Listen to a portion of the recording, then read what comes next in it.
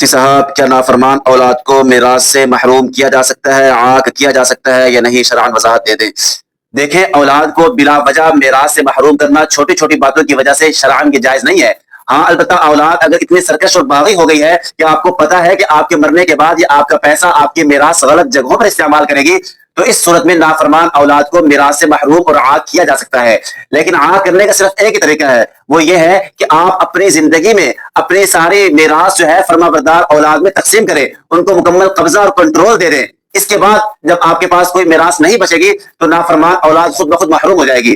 لیکن صرف اسلام لکھوا دینا کہ یہ میری نافرمان اولاد میراث کے حقدار نہیں ہے، یا خبروں میں اخبارات میں اشتہار دے دینا یا زبانی کلام کہہ دینا کہ یہ میرے نافرمان اولاد ہے، ان کو میراث نہیں ملے گی، یہ کہنے کے بعد آپ نے میراث تقسیم نہیں کی اور آپ مر گئے، تو یہ خبروں میں دیے ہوئے اشتہارات یا آپ کے اسلام یا زبانی کلامی کی ہوئی باتیں سب کالعدم قرار دی جائے گی۔ آپ کے مرنے کے بعد پھر جیسے آپ کی فرما بردار اولاد میراث کے حقدار ہوگی، ویسے ہی برابر آپ کی نافرمان اولاد بھی آپ کے میراث کے حقدار ہوگی۔ اس لیے اگر محروم کرنا ہی ہے نافرمانی کی وجہ سے، تو پھر اپنی ساری میراث زندگی میں تقسیم کر کے جائیں۔